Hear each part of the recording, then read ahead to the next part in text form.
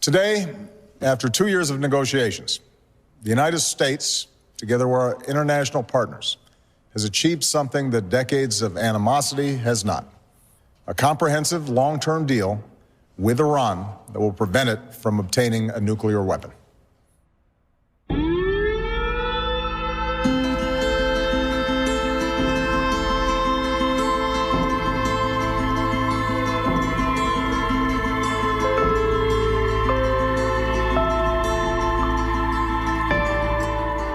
This is Lisa Perry, and you're listening to At the Brink, a podcast about the dangers we face from nuclear weapons and the stories of those who are fighting to protect us.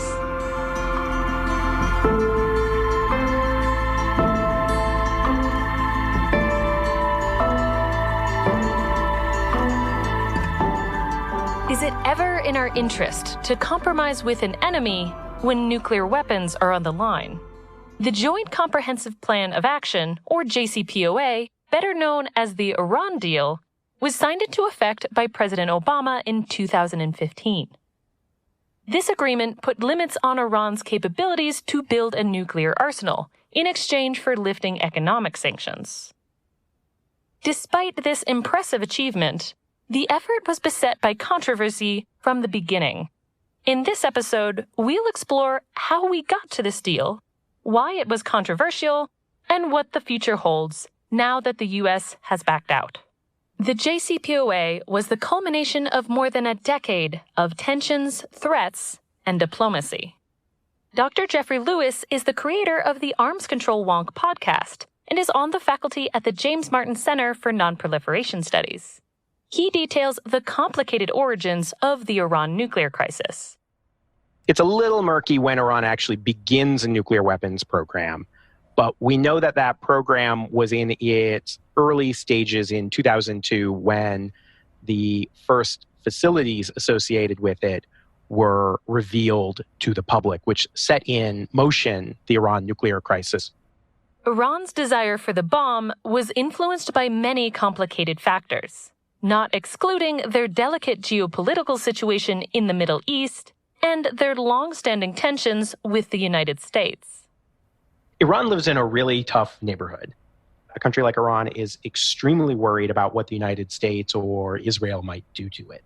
It's also the case that Iran, has a pretty aggressive foreign policy and finds itself often in conflict, in proxy wars. And so you can imagine that in a Middle East that is nuclearized, both because of the presence of Israel and the United States, if you imagine that you're an Iranian leader, you don't have to be a super hawk to look at your security situation, look at nuclear weapons, and then, get a little bit tempted.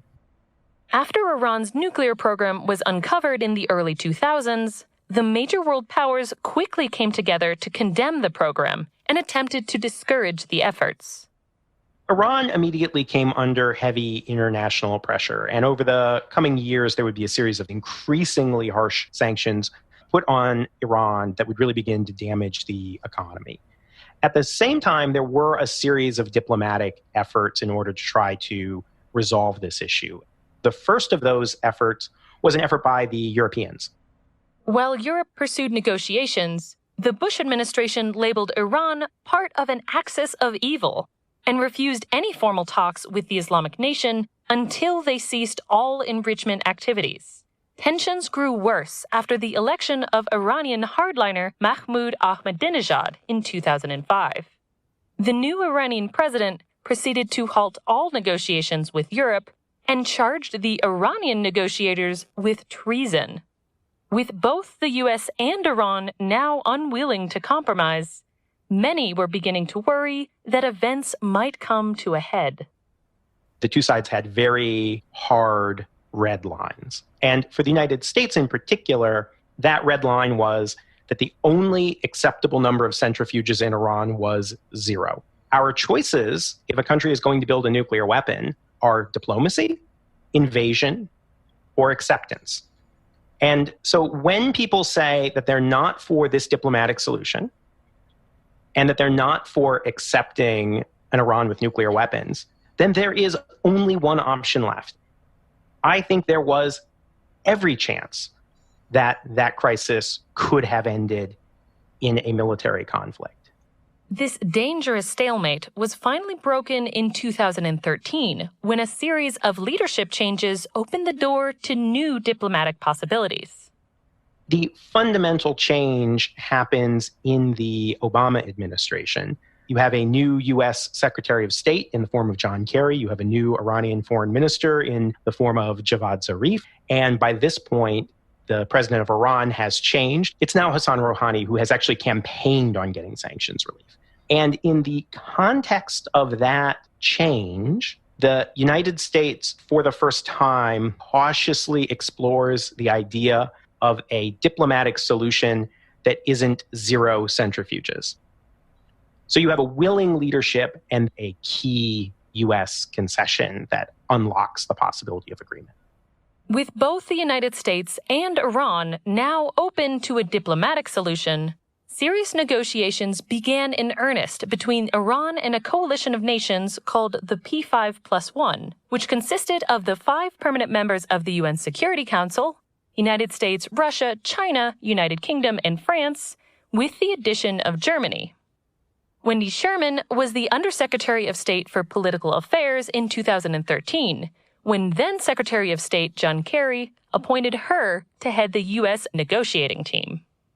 Although negotiating alongside the P5+1 helped to bring pressure on Iran, it also made Wendy's work rather complicated. I joke with a lot of people in terms of what it was like to do these negotiations, and I say I negotiated inside of the Obama administration on what our policy parameters would be. I negotiated with the U.S. Congress. I negotiated with think tanks and opinion leaders. I negotiated with each of my negotiating partners bilaterally and as a group. I negotiated with countries who had interests like Israel, the Gulf states, countries like Japan and South Korea that imported a lot of oil with Iran. And oh yes, occasionally I negotiated with Iran. Negotiating arms deals is no walk in the park. Ambassador Wendy Sherman would spend endless hours in the trenches of diplomacy, fighting for common ground with Iranians. Ben Rhodes, who was Deputy National Security Advisor under President Obama, remembers the importance of her role. What Wendy did is, to use a sports metaphor, she was like the quarterback of a team that she put together, because her team had scientists and sanctions experts and lawyers and Iran experts. And so any kind of expertise that you would need in the room, Wendy marshaled that and brought it into the negotiation. And that allowed her to solve incredibly complicated challenges and was just kind of dogged and relentless. The negotiations dominated Wendy's life. Not only did she suffer exhaustion and frustration, one time she actually sacrificed her body for the cause. And I was rushing to get to that phone at about 11 o'clock at night to have a conference call with Secretary of State John Kerry. And I didn't notice that the glass doors were closed, and so I went smack dab into them with blood gushing all over the place. My colleagues said, "Oh my goodness, we have to get you to the emergency room." I said, no, clearly none of you are mothers. You've never had a child with a bloody nose. Noses bleed easily. Get me an ice pack. So they got me an ice pack. I went to a doctor the next day in Vienna. I had a CT scan. It was broken in several places. The doctor walked out and said in English, "Shit happens," and proceeded to pack my nose up and sent me on my way. And this was a time when being a woman was very helpful, because heavy slabs of makeup made sure that most of my colleagues did not know that anything had happened. One breaks one's nose for one's country by necessity.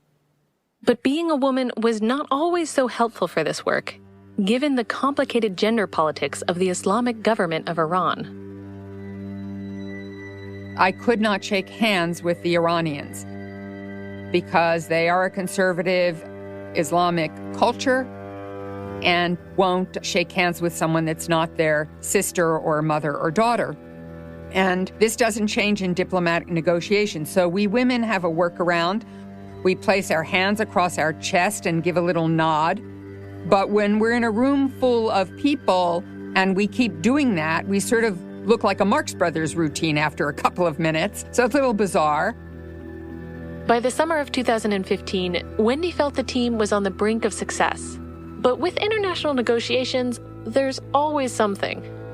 And I put a scrap of paper in the middle of the table with a couple of formulas that would work for the United States and I thought would work for Iran. And Abbas Arachi, who was the lead, leaned forward and said, "I think this will work." And I thought, oh my gosh, we're actually going to get to the end of this nightmare. And then Abbas leaned forward in true Iranian negotiation fashion and said, "But there's one more thing." And I just lost it. I was so furious. They'd never really seen me yell at them, but I yelled at them. I said, you are putting this entire deal at risk. These are games that you're playing. And somewhere along the line, I think I learned as a woman, it wasn't okay to get angry, but it was okay to cry. And so as I was yelling at them, tears started to pour down my face, and I truly couldn't do anything about it. I've tried over the years to grind my fingernails into my hand. Nothing works. Abbas and Majid were dumbfounded. So there was silence for what seemed like an eternity, but was probably just a minute. And then Abbas leaned forward again and said, "Okay, we're done." Finally, Wendy's work had reached a conclusion. Soon after that meeting, Secretary Kerry joined the foreign ministers of the other 6 nations to sign a historic agreement, the Joint Comprehensive Plan of Action. So what exactly had we negotiated, and how strong was it really? The deal itself is very complicated, as you might imagine something that took 2 years to negotiate would be. But Ben Rhodes summarizes the key points you need to know. Here's what the deal does. It eliminates their capacity to make plutonium for weapons. It dramatically rolls back their enrichment capacity and research and development capacity. It has this incredibly intrusive inspections regime that deals with their entire nuclear supply chain, from where they mine uranium to, obviously, whether they spin centrifuges. And it was a good agreement, And frankly, among many of the things that we had to advocate for in the Obama administration, if you took politics out of it, it was one of the clearest cut deals that we had. But of course, you can never take politics out of it. After 2 arduous years, the JCPOA was signed by Iran and the P5+1 in August 2015. The fight now moved to the United States, where the deal was seen as politically controversial. No one wanted Iran to develop their own nuclear program. So why was there such intense opposition to negotiating a deal that could potentially prevent that outcome? To understand, it helps to know a little bit about U.S.-Iranian history. And we're dealing with a country, Iran, that has been a sworn adversary of the United States for over 35 years. The events that have shaped modern dynamics between U.S. and Iran could fill up their own podcast series. But there are a few key points to understand.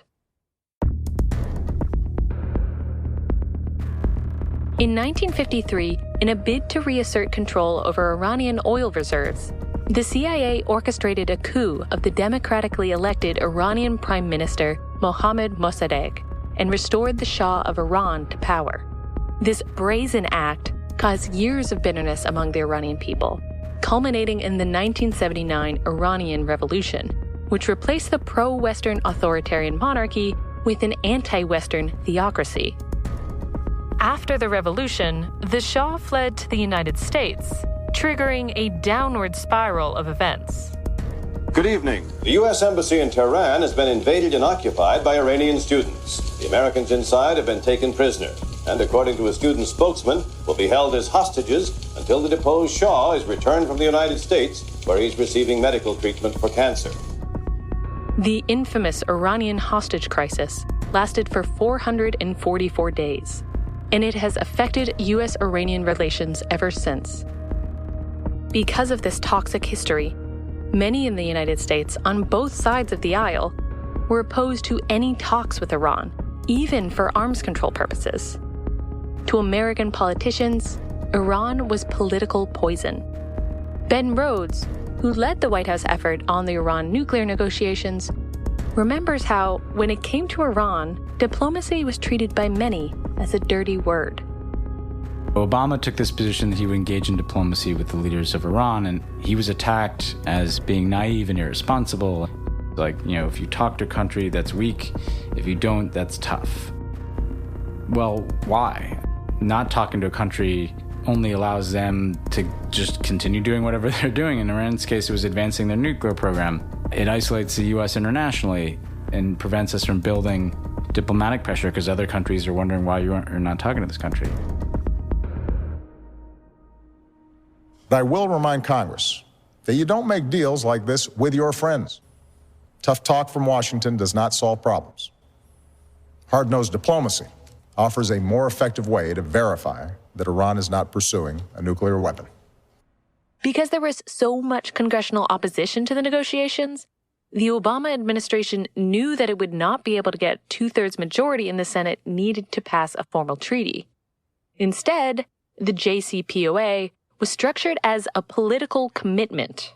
But Congress was determined to have their say on the deal and planned a resolution of disapproval, which, if passed, would block Obama from lifting the sanctions.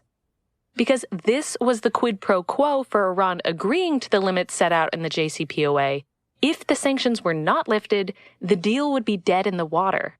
The administration needed to ensure they had enough votes to block such a resolution.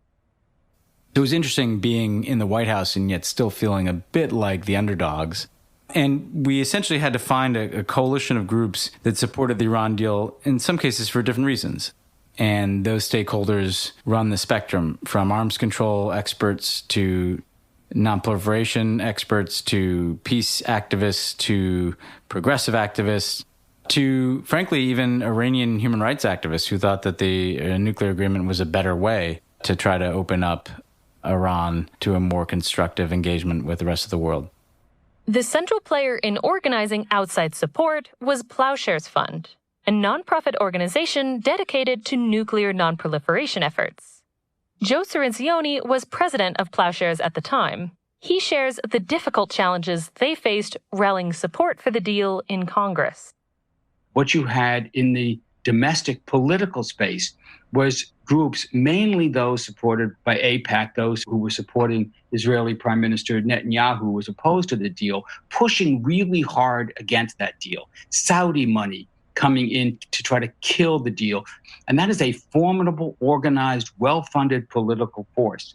So if you're going to counter that, you have to have a program to unite all the experts and advocates who are in favor of the deal, and that's where Plowshares came in. As Joe noted, congressional opponents of the deal had a strong ally in Israeli Prime Minister Bibi Netanyahu. The Prime Minister mounted an intense pressure campaign against the deal, led by the powerful lobbying group AIPAC, or American Israel Public Affairs Committee. It's easy to understand Israel's distrust of Iran. Since the founding of their Islamic Republic, they have refused to recognize Israel's right to exist and have long supported militias such as Hezbollah, which have repeatedly attacked Israel and Israelis. But this distrust led to a difficult political landscape for Obama, given America's strong relationship with the nation of Israel and the immense political influence that AIPAC wields in Congress. Because the Israeli government opposed it, because Prime Minister Netanyahu opposed it, AIPAC and most of the other conservative or even mainstream organized Jewish community in the U.S. tried to marshal opposition to the deal. They, I think, ended up spending not $40 million against the deal. However, Ben Rhodes is quick to note that the position of Israel as a whole was not as clear-cut as Netanyahu made it seem. Well, I always try to say that the Israeli government opposed the deal, not Israel. Because frankly, privately, and even sometimes publicly, a lot of people who worked in the Israeli security establishment, former military, former intelligence people, kind of leading voices like Amos Yadlin, were supportive of the deal. And again, sometimes they would express that publicly. Sometimes they'd just tell you that privately. As my mom would say, this is not your mom's Israeli government. This is not Golda Meir or Yitzhak Rabin. This is a far-right guy. As a Jewish American himself, Ben Rhodes was intimately familiar with the complex feelings tangled up in this debate. Debbie Wasserman Schultz, who was obviously the head of the DNC at the time, became kind of the bellwether because she was very associated with AIPAC and support for Israel. There were symbolic votes that mattered a lot. And if Debbie had voted against the Iran deal, I think that would have been a feather in the cap of the opponents. And so I'll never forget that she finally called me to tell me her decision it was like midnight. And I was at my parents' house and my mom was in the back. And at first we thought she was going to oppose the deal because that's what a reporter had told me. And my mom was like yelling in Yiddish, I don't even remember the words offhand. And then Debbie said she supported the deal. And then Debbie started to cry. And then I started to cry. And my mother starts saying she'll go down to Florida and speak to every Jewish person in Debbie's district. And it's a funny little story, but what it highlighted is like the emotions of this. The battle to secure the JCPOA was bitterly fought, and some supporters had to deal with brutal political pushback. It was hard for those of us who were advocating for the deal because we were just being attacked like ferociously and constantly. And by the way, we were also being charged with anti-Semitism, which was hugely offensive. And at the same time, this is the right thing to do, and you're going to pay a price, right? So Debbie knows she's now going to get attacked, right, for years just for taking this vote. I mean, it's kind of appalling. The great irony of this is the Jewish Americans supported the Iran deal in greater numbers than non-Jewish Americans in the polling. In the face of this fierce opposition, those who supported the Iran deal continued to advance the argument that this was, in fact, an exceptional deal. Joe Cirincione, who has worked in the nonproliferation field for decades, says that there has never been a better nonproliferation agreement. It was a really good deal. This was the strongest nonproliferation agreement I've ever seen. It shrank the Iranian program down to a fraction of its original size, froze it for a good 20 to 25 years, and locked it in an iron box of inspections so that we could see everything the Iranians were doing, practically eliminating the chance of any breakout potential. That's why it was supported by so many countries, by so many military officers, by so many experts. It was a really good deal. It wasn't just American experts who believed that this was a strong agreement. Former Iranian diplomat Dr. Seyed Mousavian knows firsthand how challenging this endeavor is, as he led an unsuccessful attempt at nuclear negotiations in the early 2000s. After the election of the hardliner Mahmoud Ahmadinejad in 2005, Dr. Mousavian was removed from his post, charged with espionage, and even briefly jailed. He is now a scholar in residence at Princeton University. Dr. Mousavian compares this deal favorably to previous nonproliferation treaties. The U.S., Europe, Russia, China, the International Atomic Energy Agency, they all confirm, and there is a clear consensus internationally that the Iranian nuclear deal is the most comprehensive agreement during the history of nonproliferation, because about 200 nuclear scientists worldwide negotiated, creating 170 pages of the most detailed agreement on inspections, transparency measures, limits, non-diversion toward weaponization. This is beyond Iranian-American issue. The world has never been able to create such a document which ultimately can guarantee zero nuclear bomb, not only in the Persian Gulf, not only in the Middle East, but worldwide. Now that we had an agreement in hand, the critics who had originally opposed any deal with Iran now shifted to arguing that the deal we had wasn't good enough. The Obama team was frustrated. Many complaints were made in bad faith or showed a basic misunderstanding of what negotiations could accomplish. One such bad faith criticism, a favorite talking point of Donald Trump, is that the U.S. paid large sums of money to Iran to achieve this deal, but that is completely false. In reality, the money in question belonged to Iran. It had been confiscated as part of the nuclear sanctions and now was being returned as part of lifting sanctions. A more understandable complaint is that the restrictions on nuclear enrichment were only for a limited period of time, 10 to 15 years. Theoretically, after those restrictions expired, Iran could start up their weapons program again. But that argument doesn't take into account how arms control is done in real life. I mean, obviously, anyone would prefer permanent restrictions.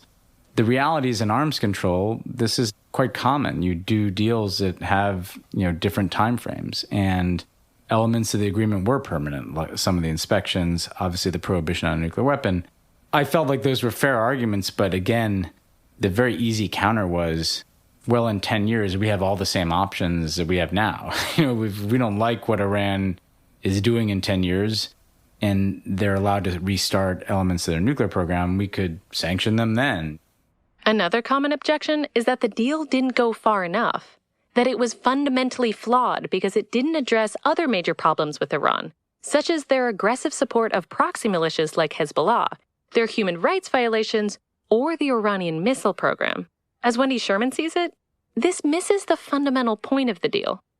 I've heard the criticisms that we didn't take care of everything, so just taking care of Iran not having a nuclear weapon wasn't good enough.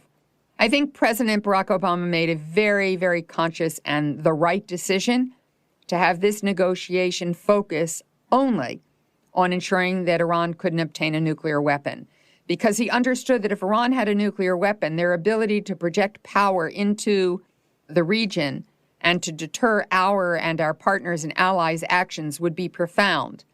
He also understood that if we tried to do everything, if Iran would even agree to do everything, at the time they wouldn't, but even if they did, A, we'd probably still be negotiating, and B, we might end up with the mediocre middle on everything.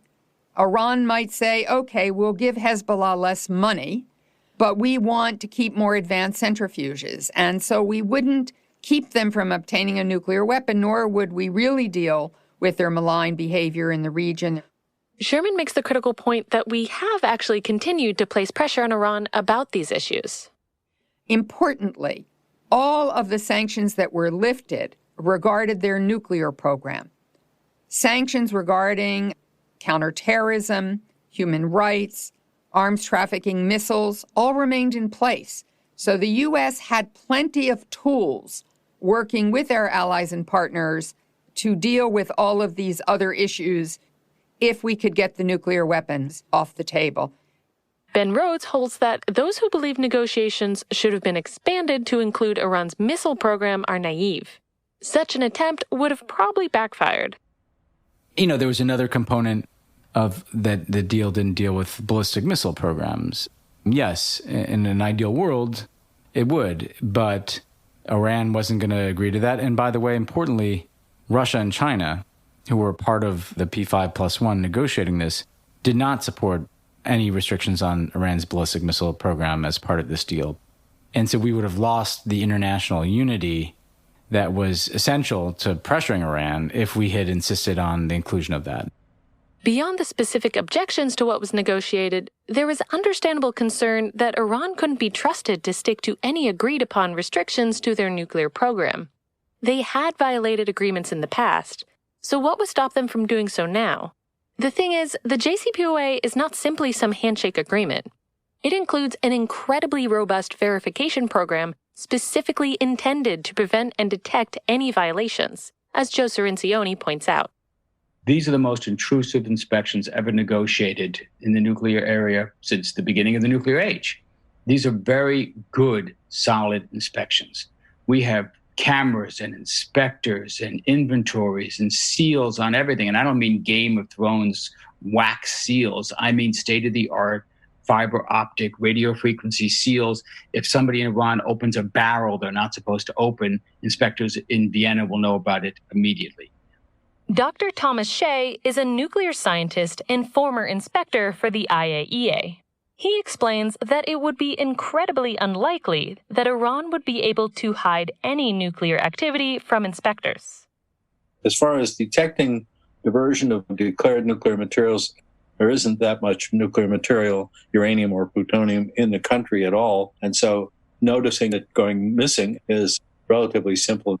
Inspections are carried out daily in these facilities, and you're looking for changes in how the equipment is situated, how it's run, whether there are any undeclared additions to the equipment or not. There are forensic methods that involve the collection of very tiny particles. Uranium processing leaves traces behind that you can never really get rid of. Having studied the monitoring agreement extensively, Dr. Shea was confident that we had Iran cornered with this deal. There were some additional considerations that were included in the JCPOA, which go beyond the safeguards in any other country, anywhere, at any time. As long as Iran sees no possible mechanism through which it could evade detection and actually proceed to successfully acquire a nuclear arsenal, I was confident that the agreement would hold and that the Iranians would continue to honor their obligations that they've entered into. On January 16, 2016, all nuclear sanctions were lifted after the IAEA confirmed Iranian compliance with the requirements set out under the JCPOA. For the first time, the world had succeeded in preventing a country from going nuclear. Since the agreement was enacted, inspectors have confirmed that Iran has adhered to the letter of the deal. But unfortunately, that has done nothing to dissuade continued opposition. Joe Cirincione has a notion that this opposition goes beyond just objecting to its specific provisions. I believe the vast majority of the criticism is completely disingenuous, that they never wanted any deal at all. And what they do is they just use this argument of the flaws in the deal in order to oppose a deal they don't want. You have to understand, for a large number of people, and I would include the leader of Israel, the leader of Saudi Arabia in this, they don't want to make any deal with Iran because they don't want to legitimize their government. Their goal is regime change. And then the whole thing is just a farce of complaining about the deal. From the beginning, the domestic opposition to the JCPOA has had a highly partisan component. Dr. Jeffrey Lewis worries that this partisanship is blinding politicians from seeing the vital security benefits this deal provides.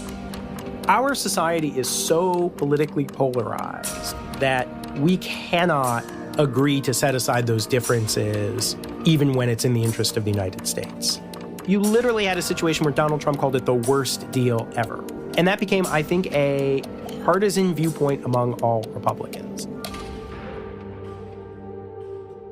Just over 1 year after the sanctions were lifted, a sea change swept in when Donald Trump was elected president. His position against the Iran deal was one of his signature rallying cries. One of the worst, terrible, bad deal, a horrible and laughable, disastrous deal with Iran. Trump maintained this stance after entering office, despite U.S. intelligence agencies and even his own Secretary of Defense testifying that Iran was in compliance with all provisions of the agreement. On May 8, 2018, the Trump administration officially withdrew the United States from the JCPOA when Trump signed a presidential memorandum ordering the reinstatement of sanctions. Now that Trump has made good on his threat to abandon the deal, Joe Cirincione laments what we have lost and worries that we seem to have no plan for what to do now. This was the compromise. This was good enough to solve our basic strategic concerns, to stop Iran from getting a bomb. That was the problem this deal was supposed to solve. It wasn't going to change the regime. It wasn't going to stop their behavior in other areas of the Middle East. It wasn't going to cure cancer. It wasn't going to let you shed those unwanted pounds. It had only one job: stop Iran's path to a bomb. And it did that brilliantly. And now we've thrown it away, and Iran is back on that path. And we have no plan for how to stop that. Without this deal, both Ben Rhodes and Joe Cirincione see few paths that don't lead to conflict. Essentially, there are three options here. The Iranians get a nuclear weapon, we have a deal like this, or we go to war to stop them from getting a nuclear weapon. The alternative to this deal is war, is a military conflict. And that could quickly escalate to the kind of cataclysm in the Middle East that would make the war in Iraq and the war in Afghanistan look like warm-up acts. Beyond the threat of direct conflict, if Iran restarts its nuclear weapons program, there could potentially be an even more ominous outcome. Other Middle East nations would likely go nuclear themselves. It's hard to believe that would result in anything other than catastrophe for an already unstable region. President Trump and Republicans have long maintained they could get a better deal. But there has essentially been no action in that direction beyond reinstating and expanding punitive sanctions in the hopes that Iran will fold. This has not worked in the past with Iran, and Ben Rhodes is convinced that it never will. You just pressure them more, put more sanctions on, do essentially what Trump has done. And that fundamentally totally misunderstands the nature of Iran. They're not going to capitulate under sanctions and give up every bolt and screw of their nuclear program. They're too proud. And you see now, with Trump trying to do that, exactly what happens. Not only are they restarting their nuclear program, they're lashing out and engaging in provocation. That's the nature of this regime. Now that the U.S. has walked away from our commitment to the JCPOA, Iran has predictably ramped up prohibited nuclear activity. But the deal itself is still in place, with the rest of the P5+1 continuing to uphold the agreement they signed on to. The U.S., in turn, has also instituted secondary sanctions on countries that continue to trade with Iran, many of whom are our close allies. Wendy Sherman and Ben Rhodes argue that President Trump doesn't get the importance of working closely with other countries. He sees alliances as taking advantage of America, whereas they see them as contributing to our national security. Well, Trump has basically made the greatest case yet for the Iran agreement by pulling out, because all the things that we warned about literally have happened. The international unity has collapsed. Not just Russia and China, but Europe is furious at the United States. We're the ones isolated, not the Iranians. The idea that you have leverage by being out of the deal, I think, is insane, because we're the ones who pulled out of the deal. And the rest of the world isn't going to say, well, what good leverage you have here? President Trump prefers to go it alone. And when you go it alone, you almost certainly face failure. Dr. Mousavian worries about how our withdrawal will impact the ability of the United States to obtain nuclear arms control agreements in the future. The U.S. withdrawing from this deal, I believe the first and the most important consequences is harming the non-proliferation in the future, worldwide. The world powers, the countries, even the U.S. allies, they really cannot count on the U.S. anymore. This is, I think, a big damage to credibility and prestige of the United States. In addition to our global standing, pulling out of the deal has completely destroyed any diplomatic capital we built with Iran during this process. It's important to understand that the Iran deal was as controversial in Iran as it was in America. Those in Iran who pushed for the deal were taking a risk, arguing that the U.S. was genuine in their desire for better relations.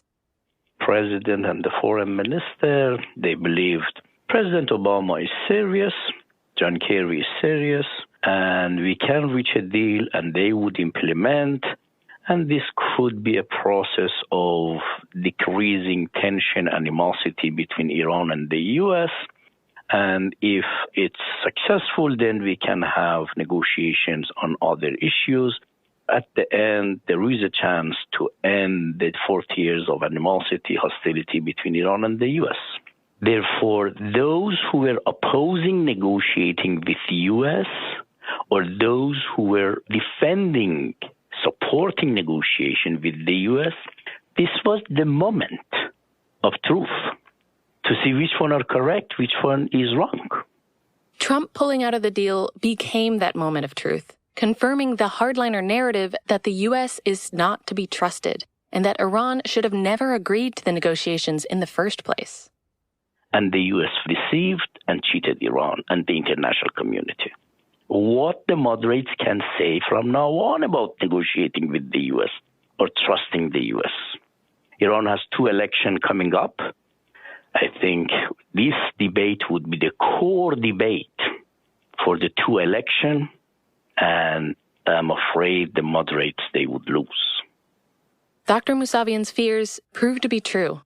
In the recent parliamentary elections, hardline factions won 221 out of the 290 seats, more than doubling their previous total. Particularly troubling is how many of these politicians have direct ties to the Iranian Revolutionary Guard, a paramilitary force notorious for their anti-American views, and that many have condemned for supporting terrorist activities. So where does all this leave us now? While the Iran deal is technically still intact, as no other country has followed President Trump's lead, the future of the deal is tenuous. After the Americans walked away, the Iranian government quickly threatened to resume the enrichment of uranium. But Joe Cirincione still has hope.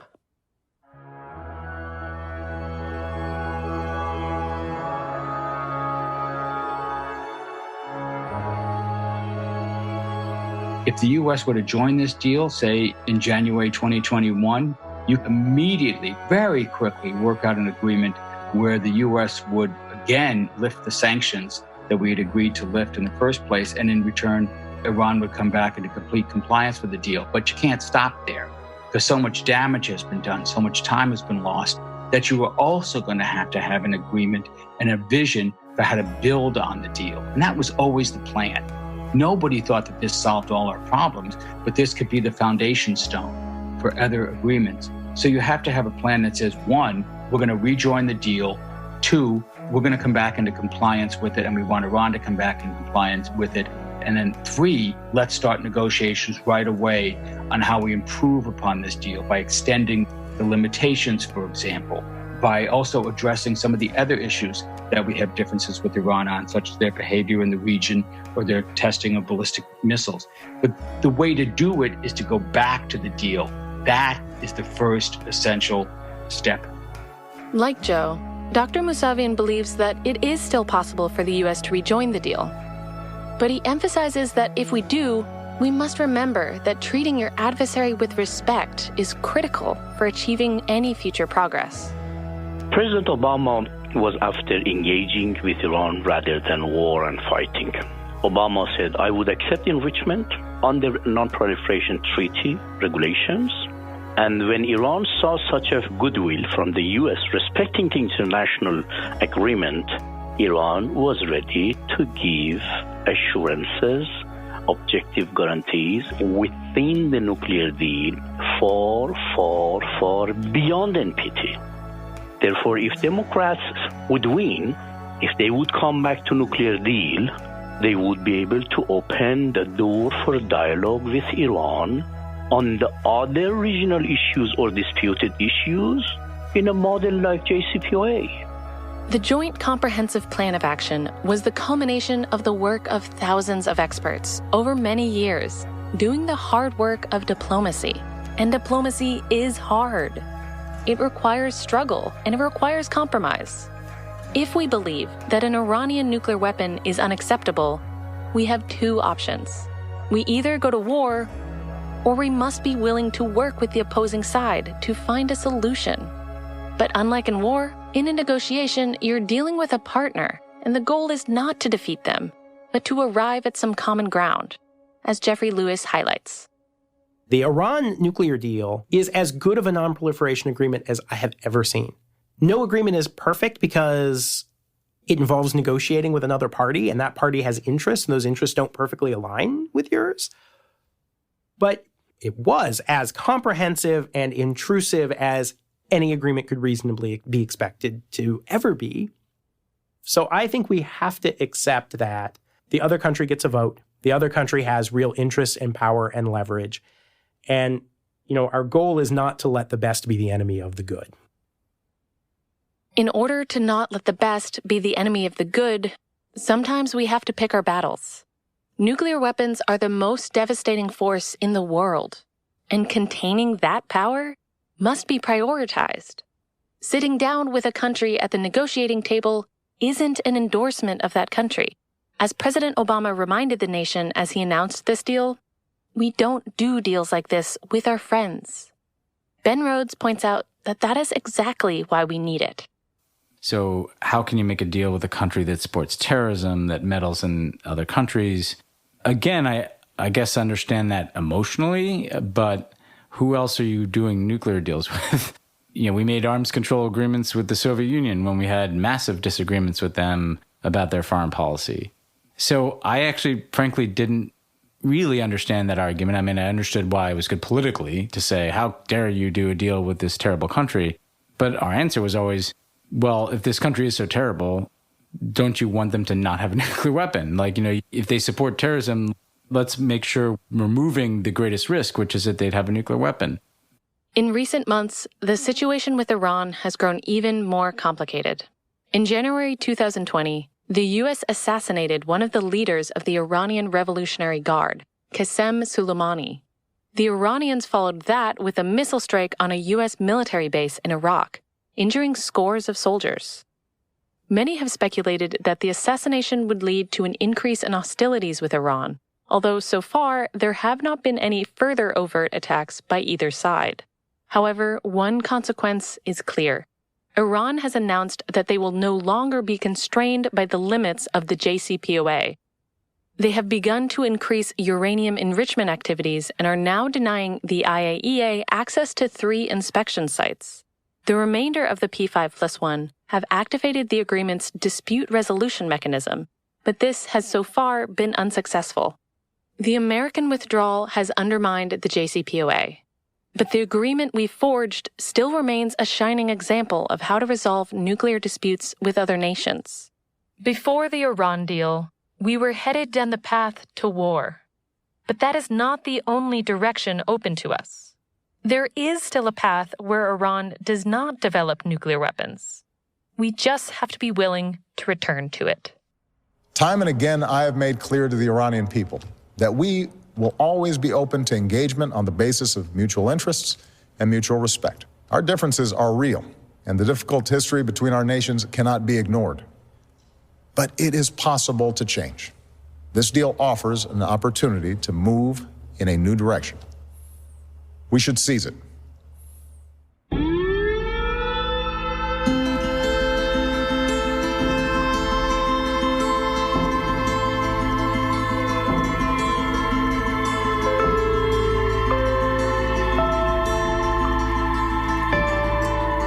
That's our show. If you'd like to learn more about the Iran deal and keep up to date on the current developments, you can find additional resources on our website at thebrink.org.